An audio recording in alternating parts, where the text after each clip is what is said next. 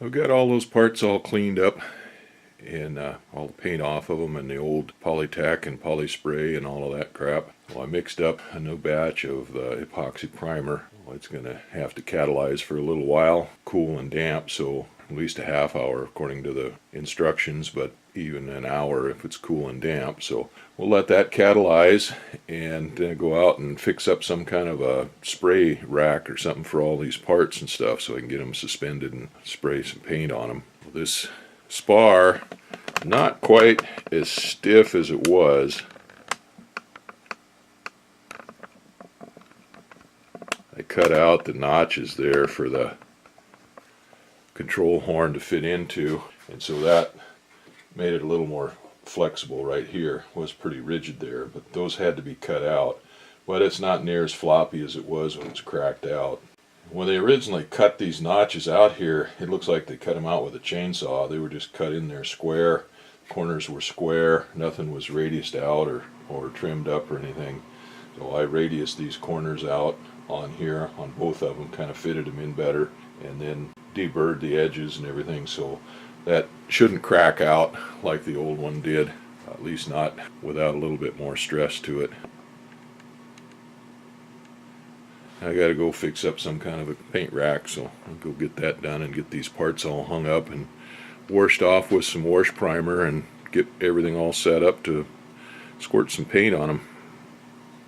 I got kind of a makeshift paint rack set up here to paint those aileron parts and that flap. Got my skid steer Bobcat with the forks on it jacked up there, and a couple of ladders, and those are some boards that I had from when I milled up the lumber for the porch up there. Those are just the scab boards off of that I've got stretched out there. Well, it takes quite a bit of space for that.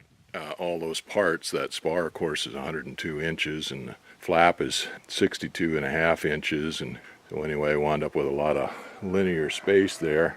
I don't really have any place else to do that. We're outside, it's not ideal, but it's a nice day, the sun's shining, it's warmed up, the fog lifted and it's dried out.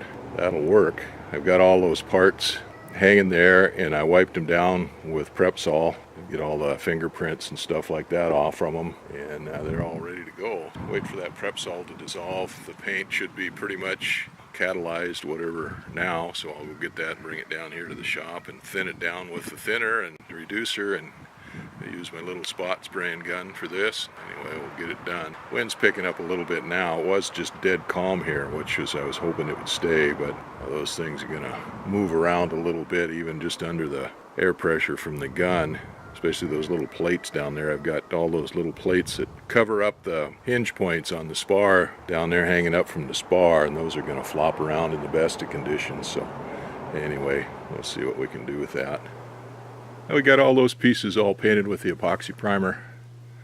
The flap is done. It'll be ready for cover as soon as that primer dries on it hard enough. The ailerons, of course, they're mainly to protect the bare metal on that, to get everything all coated for corrosion protection and stuff, and they still has to be all put together and some work done to it. I'll have to put some body putty in some of the leading edges there and stuff where they got them dented up and body putty came out. Anyway, they're all coated with the primer and that all went pretty good except for the cobwebs. The spiders are out in force and they had cobwebs all over everything. Got most of it all cleaned up. Not too bad. So that much is done. We've got a couple hours of sunshine left out here. I'll let those cure out here in the sun for a while before we take them all back up to the basement and put them away. That's off my mind anyway. Now I can work on some of the other multitude of things that need to be done still.